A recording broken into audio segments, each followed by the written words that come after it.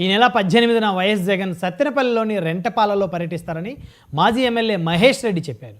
రెంటపాల మాజీ సర్పంచ్ కోర్లకుంట శివనాగమల్లేశ్వరరావు విగ్రహావిష్కరణలో పాల్గొని వారి కుటుంబాన్ని పరామర్శిస్తారని వెల్లడించారు. టీడీపీ పాలనలో వైసీపీ కార్యకర్తల మీద అక్రమ కేసులు బనాయించారని, అధికారంలోకి వచ్చిన వెంటనే బాధ్యుల మీద కఠిన చర్యలు తీసుకుంటామని హెచ్చరించారు. గురిజాల నుంచి కార్యకర్తలు భారీగా కార్యక్రమంలో పాల్గొని విజయవంతం చేయాలని కాసు మహేష్ రెడ్డి పిలుపునిచ్చారు. పిడుగురాల మండలంలోని బ్రాహ్మణపల్లి దగ్గర వైఎస్ఆర్ మెడికల్ కాలేజీ త్వరగా పూర్తి చేయాలని డిమాండ్ చేశారు. 18వ తేదీ సత్తెనపల్లి నియోజకవర్గానికి వస్తున్నారు.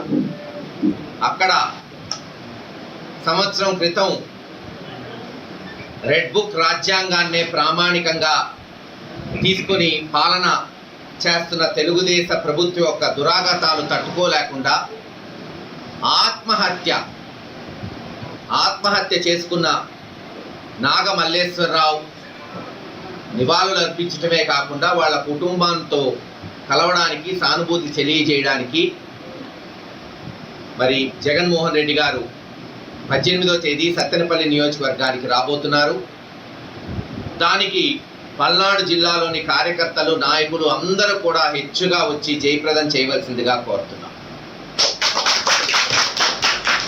ఆత్మహత్యగా రికార్డులు చెప్తున్నాయి. నాగమల్లేశ్వరరావు పాపం ఆత్మహత్య చేసుకున్నాడు అని. కానీ వాస్తవం చూస్తే ఇది ముమ్మాటికి ప్రభుత్వం, పోలీసులు చేసిన హత్య. వైఎస్